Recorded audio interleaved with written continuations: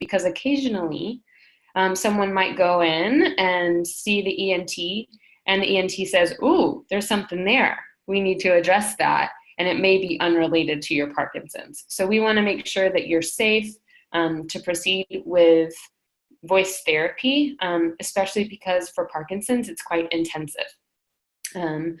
So those are sort of the steps. Talk to your primary care or movement disorder specialist. Ask them to see an ear, nose, and throat physician to assess your larynx, your vocal cords. And then if they've cleared you, then you can move forward with a referral for speech therapy or voice therapy with a speech language pathologist. So those are the steps of how to move forward. A lot of people do want to know what it's going to look like to be a part of voice therapy.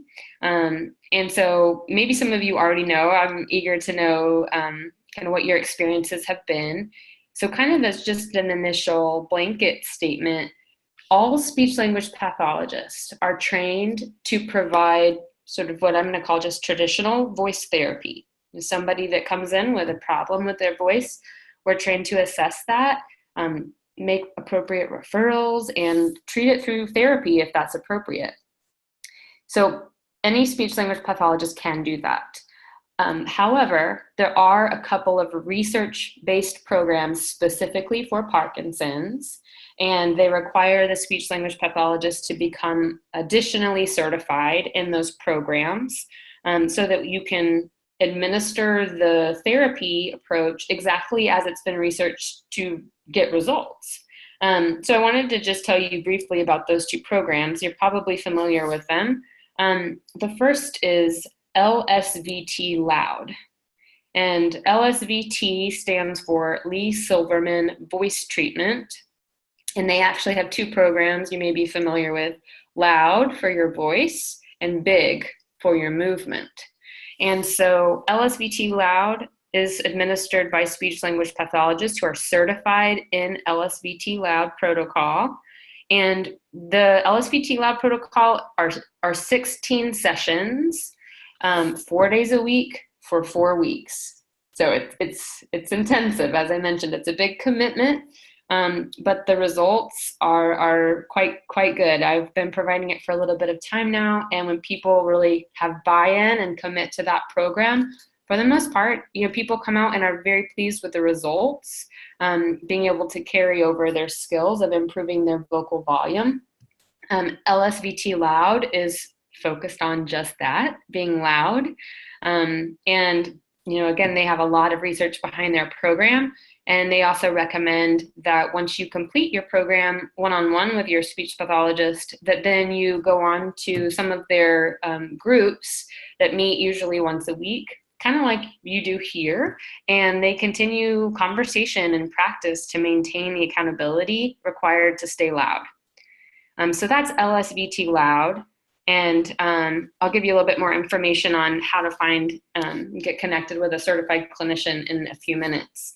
The other program is called Speak Out, and Speak Out was started in Texas by the Parkinson Voice Project, Parkinson Voice Project. It's a nonprofit, and it differs from LSVT Loud in that they really focus on the motto, speak with intent.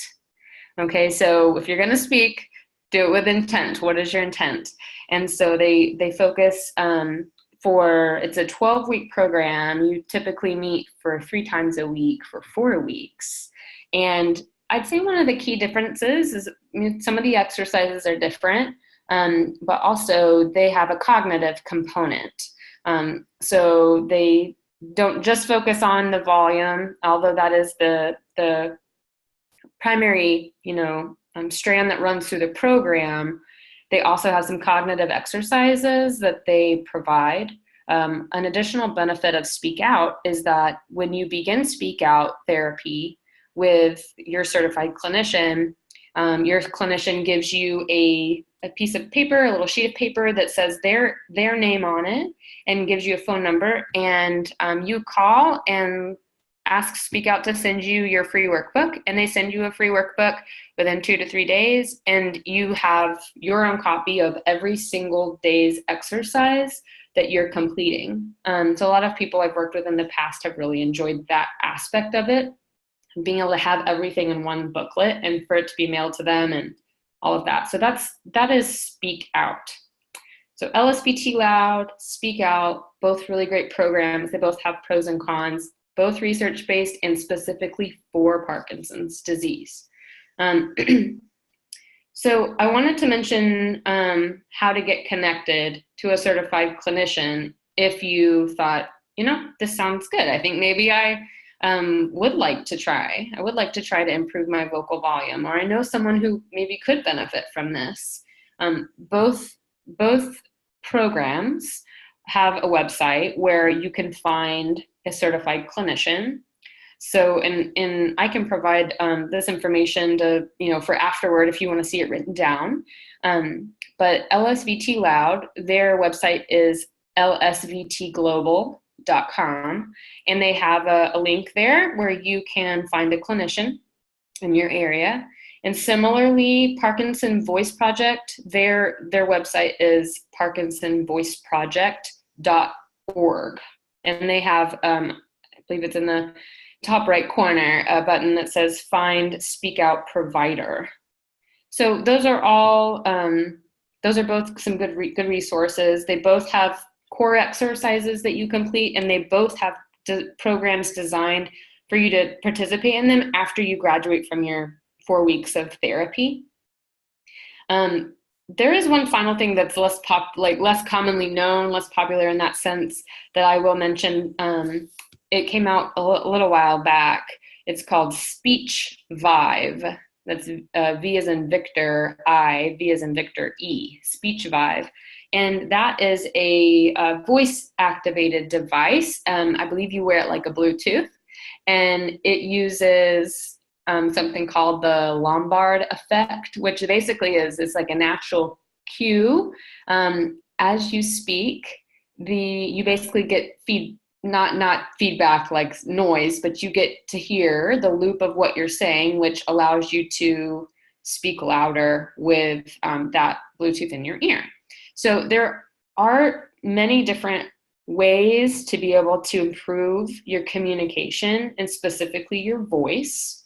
So I think that it's important to know that there are options, and there are a variety of ways in which you can address the specific area, because communication really is important at every step of the process of life.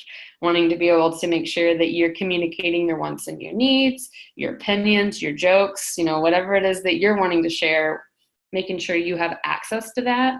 And so I do want to just take a minute to note about progression. I've had a lot of people say, okay, so I do this now, but what about the fact that this is going to progress? What about the fact that I'm going to change? Will that make this no longer worthwhile? So I wanted to just say a couple of things about that. There's not many great things I can say about progression, but one thing I can say is that we can anticipate it.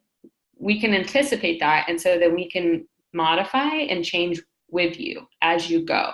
So my role as a speech language pathologist, and really any healthcare provider you work with, is to be dynamic. We need to be dynamic and constantly changing with you, so that we can make sure we're meeting your needs at this exact time. So that's one benefit, is that we can anticipate those changes and we can plan for them. The other thing is that with both of these programs, LSVT Loud and Speak Out, they both recommend what they call tune-ups. Okay, so, and those vary, depending on your need. It may be that 6 weeks out, someone calls and checks and says, hi, I'm just calling. This is your speech therapist. It's been 6 weeks since you graduated.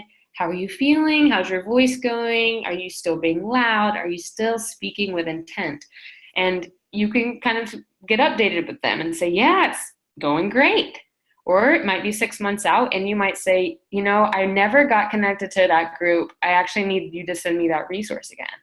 Or you might say 12 months out, actually, I think I need to come in for a tune-up. Not the whole program, but a little bit of a kind of, okay, let's re-up on this. Let's make sure I have the technique and get familiar again with how to keep your voice loud enough to be heard. And then I wanted to say one other thing is one of the benefits of having multiple programs and a variety of therapists to choose from is that if you've already completed one of these programs and maybe you didn't have a very successful experience with it, and that's possible, you can always try another approach. And I think that that is a benefit of this, is saying, maybe 6 months ago, 12 months ago, 18 months ago, my brain, my body, my abilities were different than they are now. And so I could try that program again and maybe it would work, or I could try a program I haven't tried yet. So I think that that is worthwhile, something to consider.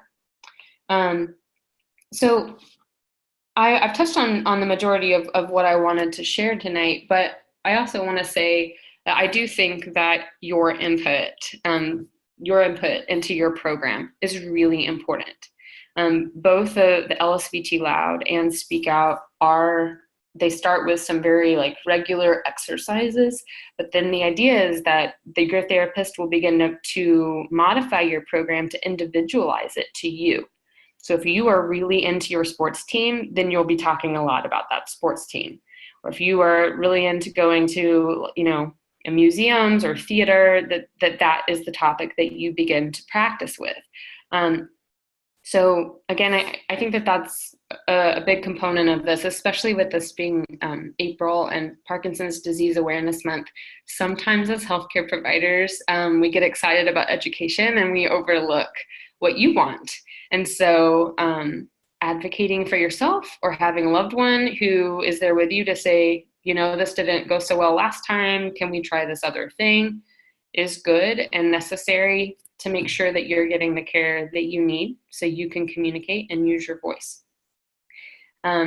Okay, so I'll kind of pause there, and if there are specific things that you want to share, or obviously I can't answer any questions about your individual care, but I'd be happy to answer any questions about voice therapy or speech therapy. Great, and I'll just mention as the facilitator, so you can now unmute yourself.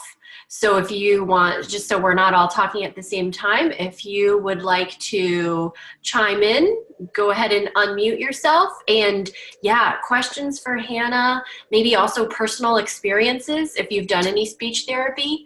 Yeah, I'd love to hear it all. As for me, hi, I'm Perry. As for me, one of my biggest problems is speaking too fast, no control. And I would get out in the middle of a sentence and I'd lose my thought, which was part of the reason I had to retire from a field job I had with the city. And I did go through LSVT Loud twice already. And that helped me slow down my thoughts, enunciate a little bit better, because there's nothing worse than when you're talking with someone and you realize that they don't understand the thing you're talking about. And then I didn't understand what I was talking about either. So LSVT Loud helped. And also treble clefs, which I'm a member of. Oh, wonderful. And that helps. Loud to me was kind of we focused a lot on volume, and the choir helps a lot with control, and so I've had some great success with it. I love the program, and I've been to Big 3 times also. So great. I love the program. That's wonderful. Glad that was your experience. Hannah, this is Charles in Los Angeles. Thank you for sharing your time and knowledge. It's been great. 2 questions that come to my mind. One is, I thought I remember reading or hearing reference to some apps on the smartphones that kind of do something along the lines of, monitoring voice level and feedback. And then the second question was, does insurance typically get involved in the Loud program? Both are great questions. And so let me start with the one about the measuring and monitoring your voice or your vocal volume. So yes, there are several apps that measure what we are measuring in the programs. And I kind of put a note down to mention that, to mention how we measure it. So let me just sort of briefly explain that. We use a sound pressure level meter to measure the decibel level of your volume. And there are apps that serve as sound pressure level meters. There have been a lot of studies, or a fair amount of studies, conducted to see if they are accurate, and the results are kind of inconclusive. And so there are some really great apps. If you're wanting to see, am I being loud enough? It will give you a vague idea. I have one that I keep on my phone in the event that my software is not working. The results are usually a little bit different than what the LSVT Loud software that I use produce. The one that I use is called Voice Analyst, but I do believe that one costs $9.99, just to clear that up. And there are some other sound pressure level meters that you can find that are free. But again, just remember that it will give you a vague reading, and it's not necessarily perfectly accurate, but maybe a good guide. And so then to answer your question about insurance, so yes, insurance generally does pay for it. Medicare pays for speech therapy. Other also private insurances pay for speech therapy. Usually I recommend that people just call and make sure that they know what their, if they have like any limits on how many visits they can have annually. That changes, especially if you're using private insurance. So they might say, well, with PT and OT and speech therapy, you can have 50 visits annually. Well, that's important to know before you begin, because if you start in January and you're just, right out the gate, then what happens in November if you still have needs? So that's always good to call, but speech therapy, all therapies generally are covered, including loud and big therapies. Great, thank you. No problem. I have a question. I don't know how you can answer it, but I did take the LSVT Loud, and I have a disagreement with the speech therapist. She insists that the frog in my throat is Parkinson's, and I insist it's the bad air in Phoenix. So how do you know the difference? Well, so that's sort of where the ear, nose, and throat physician can come in. So when I did see one, and he didn't see anything wrong with me. So. Okay, yeah, I was gonna say, so oftentimes they'll look at, right, they look at your vocal cords to see, for instance, is there any, irritation, is there redness? Sometimes people have reflux and don't realize it, and it's spilling over and irritating their vocal cords. Or maybe, there's just something physiological in their larynx that they should be aware of. Without actually seeing your vocal cords, it's hard for me to know, but I will say that what I usually say, and sometimes it takes a couple sessions to kind of hit the sweet spot with your voice. Sometimes we've been using our voice in a way that, without even realizing it, using it in a way that doesn't bring out its best quality for so long that it feels like maybe that's just our voice. But oftentimes, whether it's with LSVT Loud or Speak Out or any other type of voice therapy, when you can kind of adjust that range a little bit and address that with the right care, it would resolve, right? So that froggy sound would resolve if there's nothing else causing it. So those are kind of two things, following up, making sure nothing's actually in there. Is there anything that's bothering it? Is it just seasonal allergies? Staying hydrated, always important. Keeping, good vocal hygiene in that sense too. And then saying, okay, well, can I get it to resolve by addressing it through increasing my volume and quality? If the answer is yes, then great. Let's sign up for that and keep doing it. If not, then yeah, maybe it is just a little bit of, some of the air pollution. Okay, thanks. That's good. Yeah. Hi, Hannah. This is Dave. Hi, Dave. Can you hear me? Yes, I can. Okay, you were very quiet there. My right vocal cord is shrinking, and has been for quite some time. It's been verified both by an ENT and through a CT scan. Can loud therapy actually help that? So I've never read research on loud helping a shrinking vocal cord, but I would say that if it's a different size, but it still is functioning by coming to midline, right? Because you've probably seen it if you've been scoped, right? Let's see if I can pretend like these are vocal cords, okay? They're like in a V, right? And so when we speak, they vibrate together and we need them to meet at midline. So physiologically, if you have one vocal cord that's not doing that, maybe because it's not the right size, or because it's shrinking, or because something's on it, a nodule or what have you, then it may be difficult for you to help, like in a healthy way with good vocal hygiene, get that vocal cord all the way to midline. So I would say, first of all, find out, maybe you already know, can that vocal cord still get to midline? And if it can get to the midline and meet the other vocal cord, is it a healthy way? And what I mean by that is, right, we have muscles all surrounding the voice box. The vocal cords themselves aren't muscles, but everything around it is tissue and muscles and things like that. And so we want to make sure that you're, in your effort to get that smaller vocal cord in, we want to make sure that the other muscles aren't having to compensate to a degree that's unhealthy for your voice. So can it get to midline? Can it healthily get there without causing issues with the other areas and muscles? And if the answer is yes on both accounts, then there's no reason why loud shouldn't benefit you.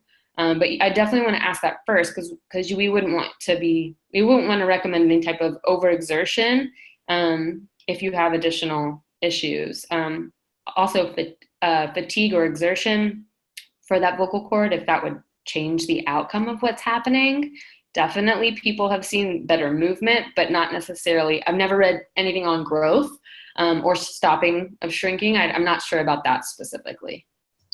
Right now, the only thing that's been offered by the ENT is surgery to enhance the vocal cord and bring it to midline.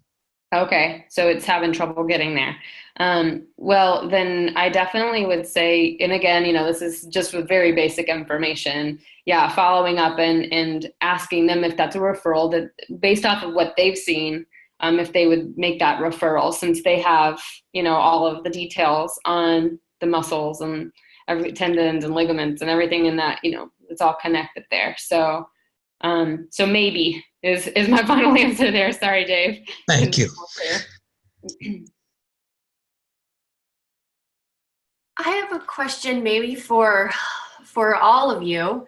So in my work, as I go to Parkinson's events to support the community, often someone will come to check into a program and I just can't hear what they're saying at all. And I don't want to be rude, but I never know if they know that they're speaking very quietly or, so I'm just asking, what's a way where I can, respectfully, like what would all of you say? I have a friend who has that trouble, and it can be embarrassing sometimes, but and I've had hearing aids because I used to be the problem, because I'd always go, what are you saying? And finally got hearing aids. But sometimes I'll just say slow down a little bit, use a little bit more volume, because it is hard to understand some folks. And I feel awkward saying, can you please repeat? But sometimes that's the only way that I can understand what's being said. But this other person also understands I've got Parkinson's as well. So, it's a matter of no subject is so sensitive that you can't talk with it. So I can, if I know the other person has Parkinson's, I'll come out and just kind of work with them a little bit. I usually tell them to slow down and take a deep breath. Yep. Then try again to enunciate a little more. And sometimes that helps. I always, one of our friends, I think we're talking about the same friend. Yes. He'll say things 5 or 6 times and he gets frustrated. And I said, if you slow down, take a deep breath, you might only have to say it once. And the volume, yeah, just does not, yeah, the words run real fast and everything goes together, and he gets frustrated because he says it over and over, and finally it just says, now I know what you're trying to say. But if you take a breath in and then you have something to provide the volume to get the words out, I think. And sometimes I think it's timing of medication, because at other times this person is just boom, just right on. And when he sings in the treble clef choir, I just gave him, he can sing like a bird, but it's hard for him to use his voice in a speaking manner. Why does that happen? Oh, you're asking me? Yes.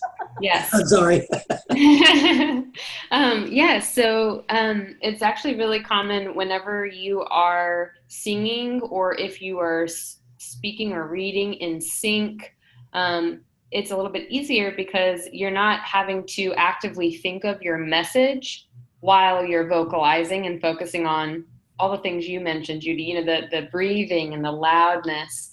Whereas, singing, you've presumably practiced the words or have some sort of familiarity with them. So it's really activating a different part of your brain. Maybe you're reading sheet music, so it's there in front of you. You're not having to make up the words as you go.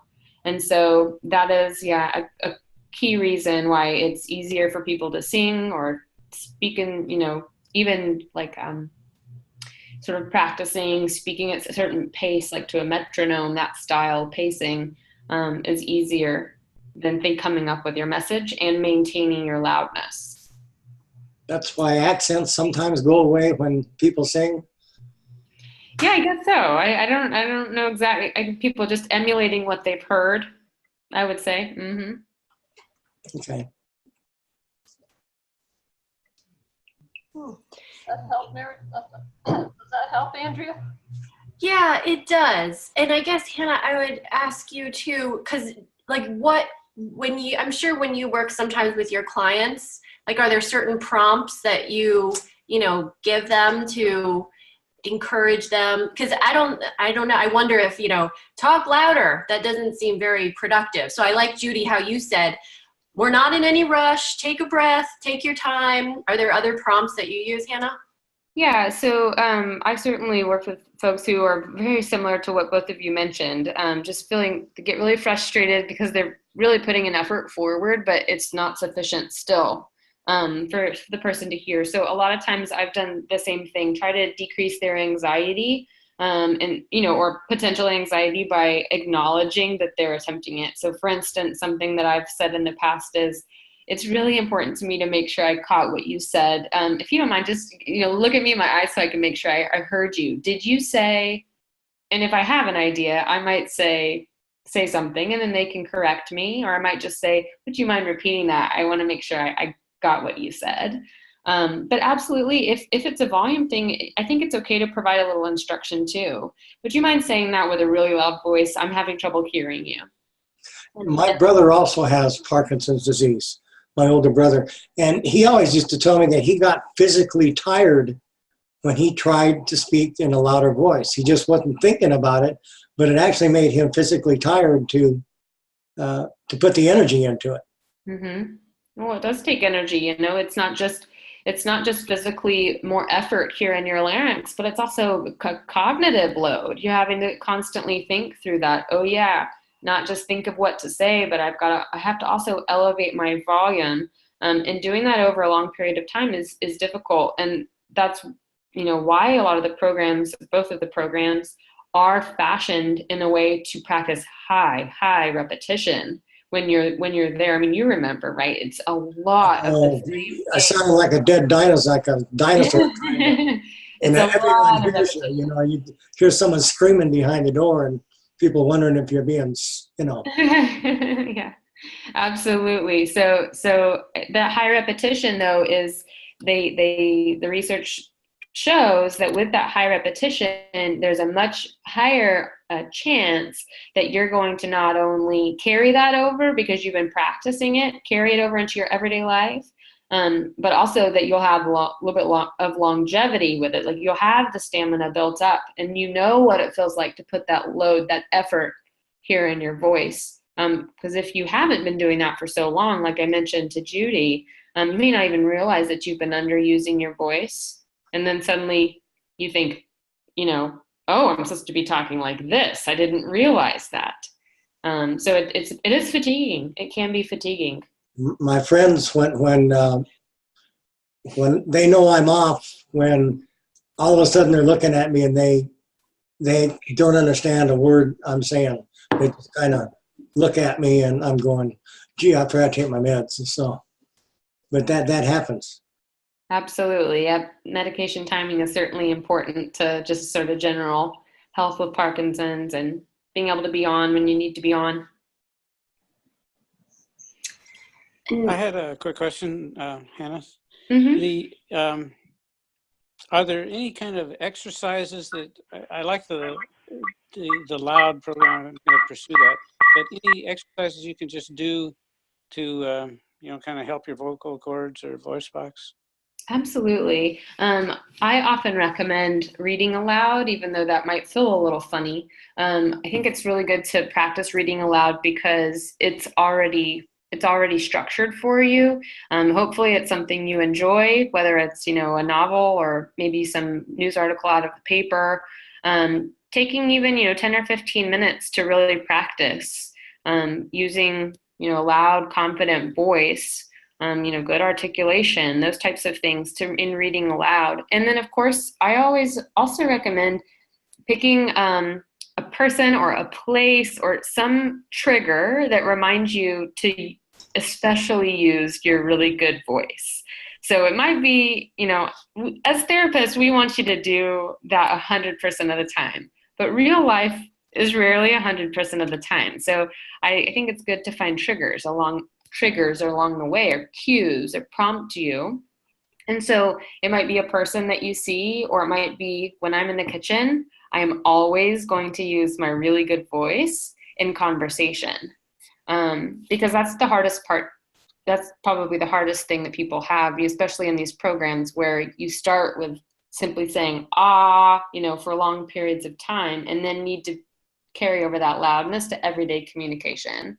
So reading aloud and then choosing times where you're going to be really specifically intentional to use that nice, loud, confident voice in conversation. I enjoy going out in the mornings and walking my neighbor's dog. Mm-hmm. While I'm walking the dog, I love to sing very loud. There you go. I don't care what the neighbors think, and the dog has not bit me once yet. I think that's excellent, Dave. That sounds like a good activity. So although I will say that speaking and singing are different, they're definitely both good exercises. And, a mention of the treble clefs. I know the Speak Out program has a singing group as well. So there's all sorts of groups like that to be a part of. If any of you, I don't know, maybe you can just tell me, did any of you participate in any of the Rock Steady Boxing or any of the physical programs focused on motor movement? I do Rock Steady Boxing and treble clefs, and it all helps. And just staying physically and socially active, and both of those help. So it takes up. I'm busier now than before I retired. I think sometimes. Yeah, I'm involved in the power moves, power up. I'm involved in those. She has us do, while we're doing an exercise, we might have to say the alphabet or. Yeah. Nice and loud, right? At once, yeah. Exactly, and that's what I was getting to. You read my mind. If you're in those settings, it's good to make sure you're using your loud voice when you're counting off your reps, or when you're greeting a peer, or you're speaking to your instructor, absolutely. It's just, yeah, a good time to practice. I know the folks around me got awful tired of having me yell at them when I was doing the repetition practice for the Loud program. Mm-hmm. You have to yell so loud, and I go, yeah, I do. Yeah, I do. We had a substitute teacher come in a couple of weeks ago because our instructor hurt her ankle. Oh. And poor woman, we scared her half to death because she doesn't have her class so vocal. And she would tell us to do something like, do a sit to stand, and we'd sit down and we'd stand up and go, ta-da! And we were, everything we do, we count off. We're always wonderful. yelling. It just completely threw her. She said afterwards she'd never seen a class like that before. Well, that's wonderful. It sounds like that's really good. So maybe if, for those of you that have been through LSVT, Loud program, and Speak Out has something similar. They have a diagram that I'm envisioning right now in my mind. So maybe you'll be familiar with it. And it's a profile, kind of a outline of a man. And there's sort of different levels of loudness coming out of his mouth. And it kind of talks about there being very soft, normal loudness, and then loud. And then above that, of course, we don't want you going beyond loud, right? We don't want you screaming or hurting your voice box. But absolutely, I think it's important to find times where you're really utilizing that good voice. So you all have good ideas too. That's exactly it. In your exercise classes, singing to your neighbor's dog and out in the community, reading aloud, picking times to be conversationally loud. All of those are great. Hi, my name's Tom, and I have a problem with stuttering. Is that a problem? Is that part of my Parkinson's, or is that just something I do on my own? And Tom, so we got your question, and I hit mute because we were having feedback, but I think Hannah, did you understand his question enough to answer, right? About stuttering?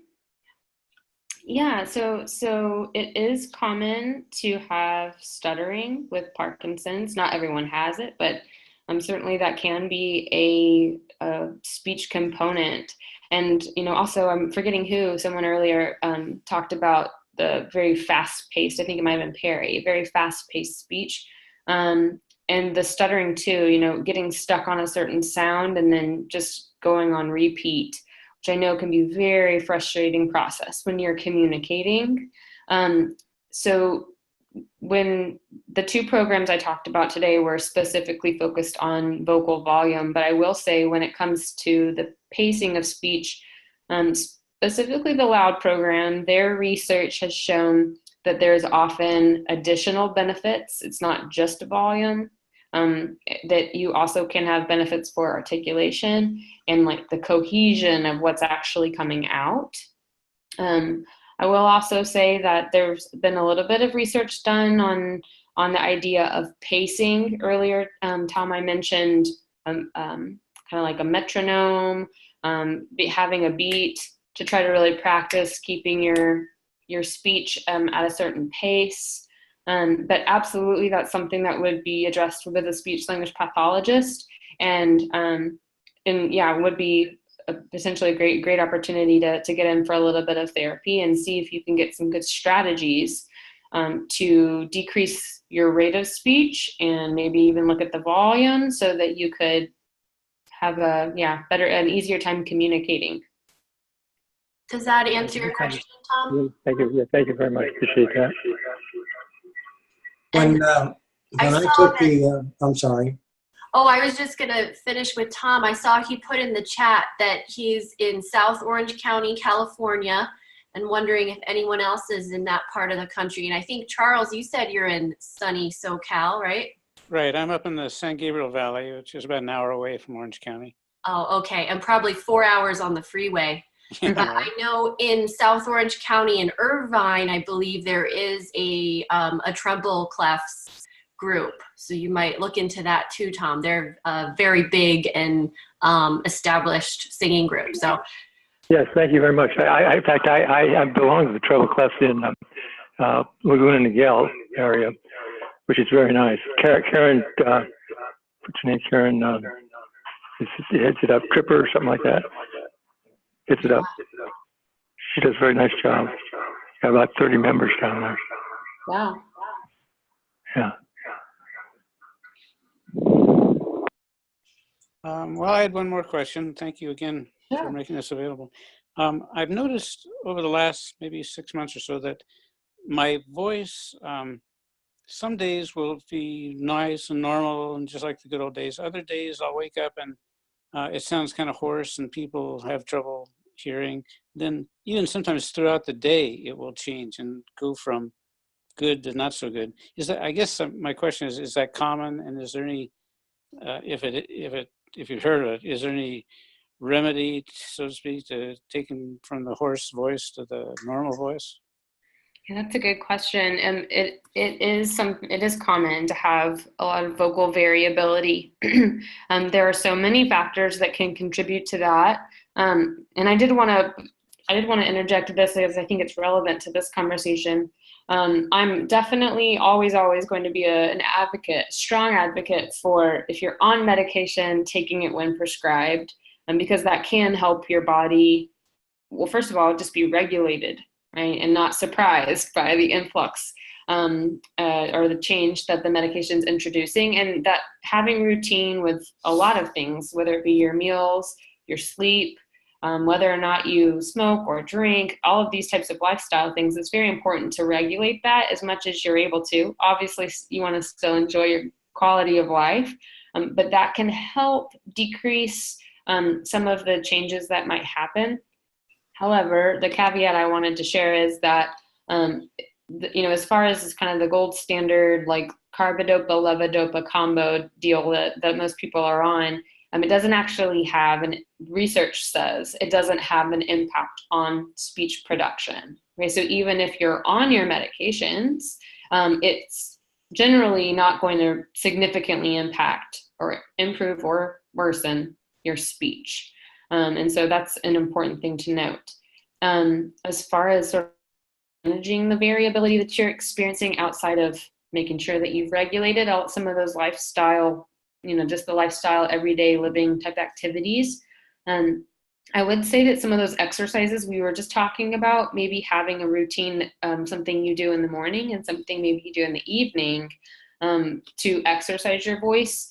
I often tell people as well, if you wake up and it's kind of a Parkinson's day and you feel kind of beat by it by the time you get up, have kind of a set plan of what you're going to do on those days before you need to communicate with someone. So kind of like someone who, before they go on stage, they're going to kind of get behind the curtain and say, me, those types of things. You're kind of prepping your voice for whatever's to come for the day, warming it up, making sure it knows that it's supposed to be awake, reading aloud. If you've been through the Aloud program or the Speak Out program, it could benefit you to, kind of peek back at that homework and do some of those exercises. And then finally, I'd say if it continues to be, like if the variability continues to be a problem, or if it becomes more frequent, that may be a good time for you to kind of pop in for a few speech therapy sessions, get a referral and say, hey, can you give me a specific plan for me? So hopefully that answered your question. I know for myself, and it gets frustrating sometimes, and probably with a lot of folks here too, that when I start speaking about something that I'm really excited or passionate about, everything goes out the window. And the old habits come back. I just, too many thoughts at one time, and I gotta sometimes just really think to slow, like Judy says, just to take a deep breath and slow down a little bit, because then I get to the point where I'm talking about something I'm really excited about, but no one knows what the heck I'm talking about. So. Yeah, that's an excellent point. And you may remember this from the Aloud program, but that's the hardest part of in my opinion, that's the hardest part of the program, is trying to manage being loud and keeping your volume where it needs to be, or in this case, the pacing, while you're organizing your thoughts. Because when we get excited or passionate or angry or any of the extreme emotions, You're right. Even someone without Parkinson's, like sometimes my thoughts kind of fly out the window and I can't fully compose my message. And that kind of bleeds into the thinking processes and being able to organize while you pay attention to something like pacing or loudness or breathing. So you're spot on with that. That can be very difficult. And it is a matter of using some strategies like Judy was mentioning, as you're all mentioning, taking a deep breath, organizing your thoughts, sometimes even saying, gee, I'm so excited about this. Give me a second, and then gathering your thoughts up so you can share what you want to say. Another question, just waiting for space. I don't want to monopolize this, but I read somewhere a few months ago, could tell you where, something about injections into your voice box that last for a couple months. Do you know anything about that, or what do you think about it? Mm-hmm. Yeah, so generally speaking, and I won't be able to know all the medical names of the types of injections that people get, but usually it is some sort of Botox, not for cosmetic purposes, of course, but usually it's a little closer to what Dave was talking about. So if the vocal cords aren't functioning the way that they need to, so as an example, one of the vocal cords is not coming to midline, so they're not meeting, therefore you're really breathy and hoarse usually. Or even if sometimes in Parkinson's, you'll see what we call bowed vocal cords. So instead of them, being kind of straight like this, they're kind of like this. So you can see why two straight lines come together easily, but when they're curved and they're bowed, they really struggle to get together. Okay. So if there's something physiologically wrong or changed in the vocal cords, sometimes physicians will recommend Botox injections to kind of plump up or fill in the vocal cords so they can meet at midline. So usually, in my experience, that type of recommendation is primarily for people who physiologically are unable to get their vocal cords to come to midline because of a physiological change.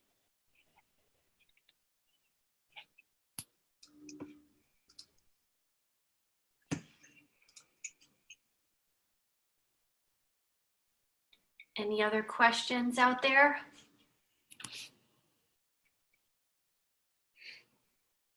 I make another point about the loud is that when I was diagnosed, I kind of hid for a little bit because there's nothing that can take away your confidence and esteem more than not being able to communicate with folks. And anything that helped me with my voice, including treble clefs and the Big and Loud or the Loud program, just builds your confidence right back up again, especially with treble clefs because you're singing, and that can be a little bit shaky sometimes when the person right next to you has a great voice and you're trying to lip sync, and because you sound more like a dead cow or something, But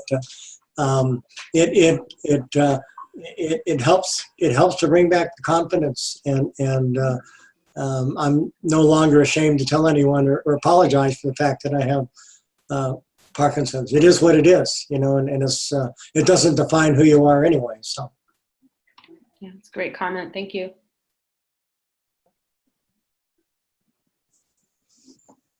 Well, Andrea, I'd just like to say I've never seen so many people on at this hour, so I actually took a screenshot of the screen so I can have evidence. Thank you, everybody who signed in. It was great. Thanks for making it available. This is great because it's just getting together and talking and sharing, and that's how we all live and learn and teach at the same time, because we've all got something to learn and we've all got something to share with someone else. Mm-hmm. Right. First and third Wednesday every month. We're here. Yes, absolutely. And we all, by talking and speaking, we all used our voices too, huh? Yeah, you all sound great. And I just want to make sure I didn't miss anyone. I think the Sullivans, did you guys unmute because you wanted to ask a question? Yeah, and a question and comment. Yeah. About 3 months ago, I got a new set of hearing aids. and they can tune them so that I hear myself the way you would hear me when I'm talking. I wonder if anybody's got any studies on those and know whether they work in the long term. Mm. So I'm going to repeat that back to you. I want to make sure I got it. So you recently got new hearing aids that are supposed to function in a way that allows you to hear yourself. Is that what you're saying? That's what it does, yes. Okay, so they're designed to do that. Is that correct? Right. Okay. I sound like I'm screaming normally, but in those I don't. Mm-hmm. Yeah. So I do not have any of that research at the top of my head. There very well may be studies. It sounds very connected to the concept they use with speech Vive that I mentioned, but that sounds like they smartly put it into a device people are already using, a hearing aid. And that generally is a very good benefit, you know, as far as you're using it, being able to hear yourself. Not having read the research, I would be curious to ask you a question, which is, in the past 3 months, you know, hearing aids are sort of known to have one primary purpose, which is amplify sound. So in a setting like this, it's probably ideal. You know, there's not a ton of background noise. Has that also been good for you in settings where there is background noise, like with family gatherings or maybe out at a restaurant? It's improved, but I haven't had them adjusted again. Okay. It has to be done by the audiologist. I can't do it. Right. So Okay. I'm going to have them adjusted, but it does make a difference. Okay. Yeah. So I don't have, on the top of my head, I don't know the research on the longevity of using that type of hearing aid. But you've piqued my interest, and I'm certainly going to look into that, because dual purpose hearing aids, I've been waiting for that. So. Thank you. You're welcome. People are always coming up with such great ideas. And I think, Tom, are you raising your hand as well? Maybe not. Well, I want to make sure we respect Hannah's time, because in Washington, D.C., it's already, it's bedtime. It's 8:30 p.m., Hannah. I wish 8:30 was bedtime. That sounds nice. No, this was perfect. This was perfect timing for me. Gave me time to get home from work and wipe off the city smog and get here with you guys. So thanks for having me. And certainly if there's any topic in the future that's under my purview, I'd love to come back and chat with you guys. Okay. Thank you. Yeah. I love you had a great perspective, and maybe we'll call you, right? I'll have Judy and her cute dog do the calling. Maybe we'll talk about like swallowing or something in the future. Absolutely. Yes, Absolutely. I'd be happy to. Once. All right. Well, thank you again, Hannah, and thank you to all of you for taking some time out of your afternoon or evening to join. Again, this is hosted by PMD Alliance, and we hope you liked what you experienced, and you'll, like Judy said, you'll be back to join us again. Thank you. Thanks so much. Have a good rest of the day. Thank you. Bye-bye.